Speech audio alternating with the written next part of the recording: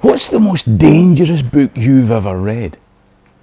I'm going to take you to Scotland's oldest library to show you the most dangerous book on its shelves. But more than that, I'm going to show you how the book and the building are inextricably linked. If you're interested in the people, places and events in Scottish history, then click the subscribe button at the bottom right of the screen. And if you enjoy the video, then like it, share it, and watch the next one. In the meantime, let me tell you a story. This is the oldest purpose-built library in Scotland. It was built in 1687, and I'm here because of the inextricable link between this library and this dangerous book. This booklet was deemed dangerous for a nation and caused one man to go through a punishment so brutal that few of us would have survived. The question is, would he? Now, I've claimed that this is the most dangerous book in this library, so let's put it in context. What determines if a book's dangerous? Context is everything. So what was the context of the original of this booklet published in 1628? Well, here's another pamphlet you'll find in this library. It's called the Index Librorum Prohibitorum. Prohibited books. The Index of Prohibited Books. If I spoke Latin, this would give me a good idea of the books that were too dangerous to read. The thing is that this pamphlet told you the books that were thought too dangerous by the Catholic Church. It was finally rescinded in my lifetime, but this was published under Pope Paul IV in 1559, the year of the Scottish Reformation. By 1660, Scotland was officially a Protestant country. Now, that doesn't mean that everyone followed the Reformed religion.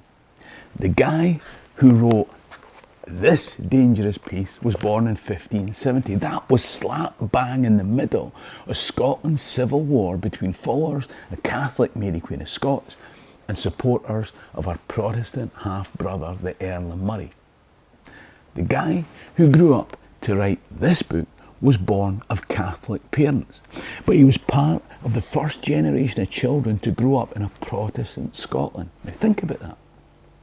The entire foundations of daily life changed. The belief system that he grew up in was completely different from his parents. Oh, and he was raving Protestant. That was the context in which the writer of this booklet was born. This library was built almost exactly 100 years later. It's got all sorts of books expressing all sorts of different theologies and points of view. And to demonstrate the change, I want to show you two books that you can find in here. Now this one I'm going to save for later. But this is a book written by Isaac Newton. Now, it was published posthumously and 100 years after that dangerous book. Now, we all know Newton as the guy who transformed our understanding of science, gave us calculus and the universal theory of gravity in his book Principia Mathematica, but he also dabbled in alchemy and theology. And this book, considered somewhat controversial at the time, is called Observations on the Prophecies of Daniel and the Apocalypse of John. I know, sexy. My point is that Newton in his time could publish new ideas of rational science explaining how the earth moved round the sun, not driven by divine hand, but by the fundamental forces of nature. And by the time this was published after his death, we were moving into Enlightenment and Hanoverian modernity. The gulf in thinking between the publication of this and this was huge. And this most dangerous book in this library was written in the maelstrom of change in these islands between the two.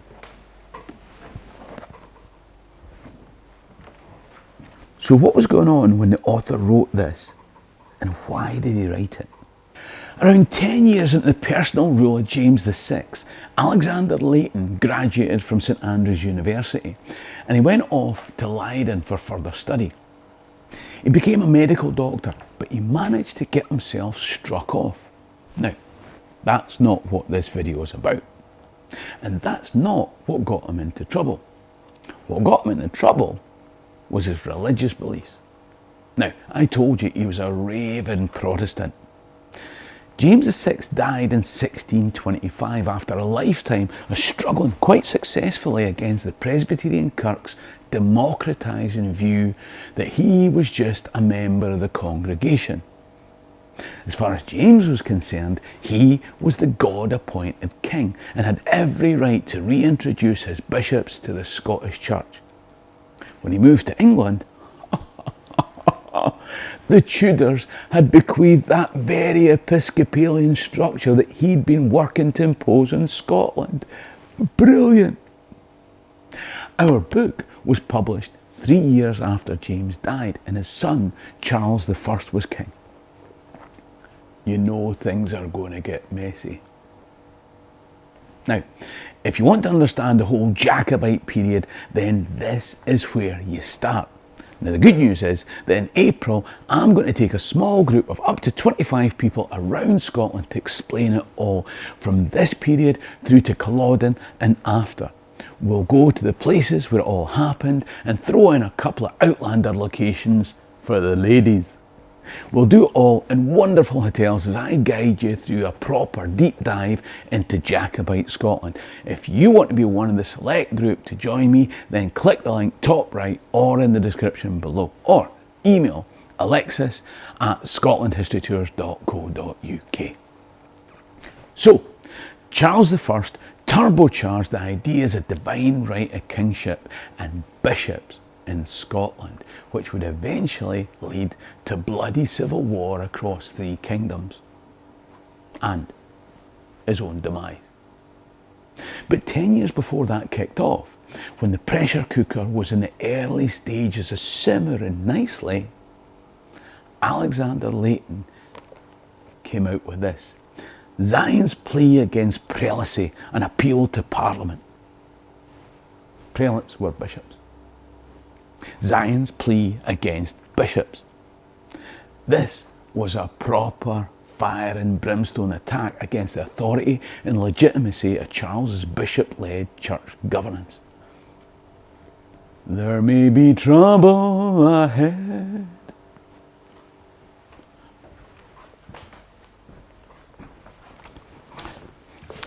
Leighton gave 10 reasons that bishops should be abolished. They're unlawful and anti-Christian. They're hostile to true religion. They falsely claim divine right but are actually appointed by royal prerogative. They're an abuse of power. They're incompatible with law and spiritual liberty. They divide allegiances. They're the reason for every major national disaster since 600 AD. They're the reason for current problems in society, political, moral and spiritual. Their removal is essential for peace and prosperity, and Parliament must abolish the hierarchy and re-establish Christ's true church governance, which is Presbyterian.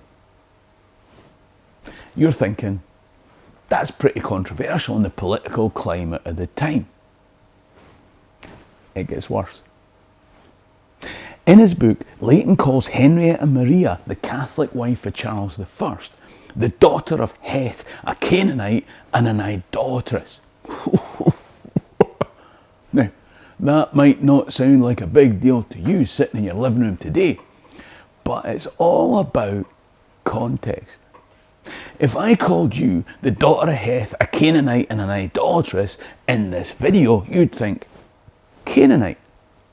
Ancient Semitic-speaking civilization from the southern Levant in the late Bronze Age, practicing polytheistic idol-based worship rather than canonical-based monotheism. Whereas if they sung it to you from the stands in Ibrox, that would be fighting talk. And if they said it to your missus, well, Charles I wasn't having it. As you can imagine, the bishops were none too happy either. The king and his bishops saw the book as dangerous, but the dangers for Alexander Leighton would be far more acute. A warrant was issued for his arrest. On the 29th of February 1629, a year after he'd published his book in Amsterdam, Leighton was taken to Newgate prison, put in irons and dropped in the dog hole. This was an open pit overrun by rats and exposed to the winter weather. He spent days there with no food, no visitors, no charges, no trial. And as he languished, the authorities were ransacking his home and frightening his wife and child. He spent a total of 15 weeks in this uncovered, unheated cell before being sent to be judged not by a jury of his peers, but by the King's Star Council. The judgment of 4 doctors was that Leighton had deteriorated so much that he was too sick to attend court. That wasn't accepted. He was tried and convicted in his absence and without defence. If he hadn't already been sick, the sentence alone would have turned his stomach. Surely, it could only be a warning to deter others. Nobody would seriously carry out that sentence.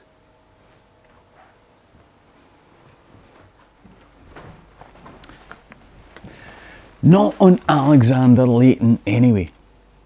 You see, the physical punishments were to be carried out on the 10th of November, but the night before, Leighton escaped. Deliverance from God was followed by a manhunt by the king.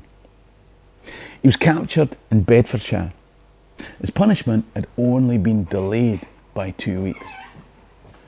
On the 26th of November, at Westminster, where, having cut off one of his ears, they slit up one side of his nose, and with a red-hot iron branded one of his cheeks, SS, for sore of sedition. This done, he was put in the pillory, where he was held for 2 hours under an intense frost, after which he was tied to a post and whipped with a triple cord with that severity that every lash brought away flesh. And though his friends had a coach in readiness to take him back to prison, he was not allowed that small indulgence, but compelled, notwithstanding his mangled state and the severity of the season, to return by water.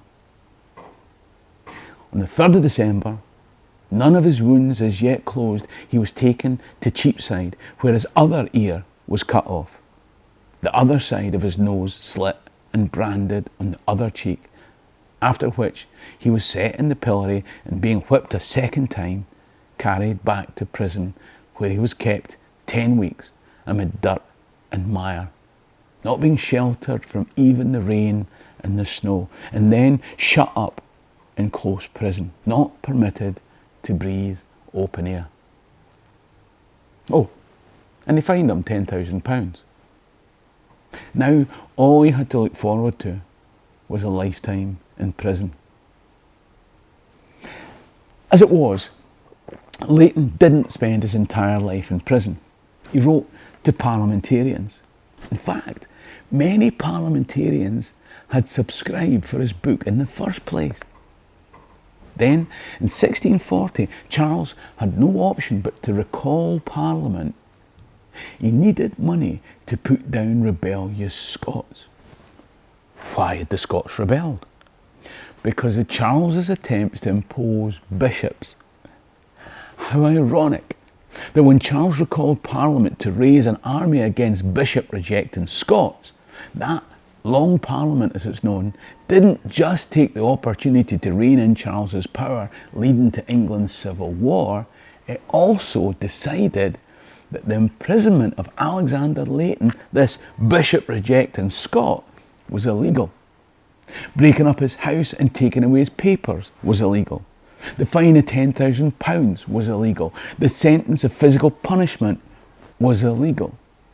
He should be free of fines and detention. And reparations should be paid to this bishop rejecting Scot. As it was, the £6,000 in reparations was never paid. How can anyone be compensated for the 11 years that he'd gone through? Could you unbrand his cheeks? Unslit his nose? Glue his ears back on? When he wrote it, he probably could never have imagined what the little pamphlet contained in here was going to cost him. When he came out of prison, he survived for less than 4 years. By that time, his son Robert had been ordained as a Presbyterian minister in Newbattle, then later was appointed here in Dunblane by the government of Charles II as a bishop.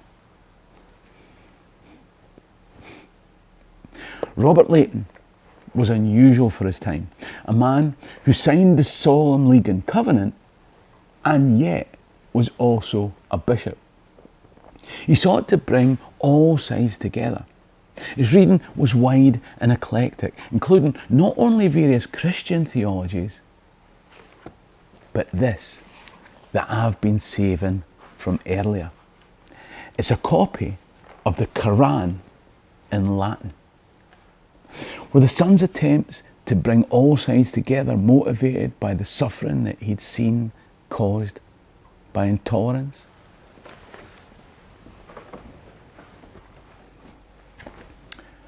What we do know is that when he died in 1684, he left in his will his diverse collection of books and a legacy of £100 to set up a library.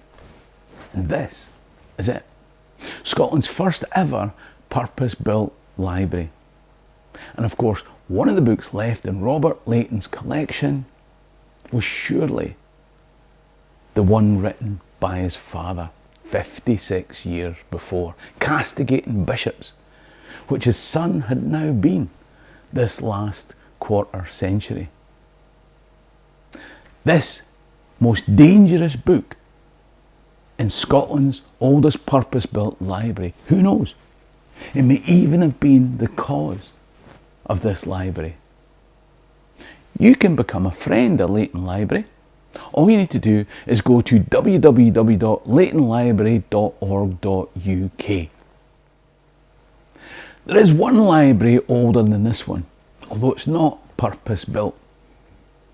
I've made a video about that. It's coming up on screen now. If you enjoyed this video, then like it, share it, and watch the next one. Support the channel by clicking top right to become a Patreon member or buy me a coffee in the description below. In the meantime, Hammy and Dochas could be Lama Ali, Sherry and Rasta.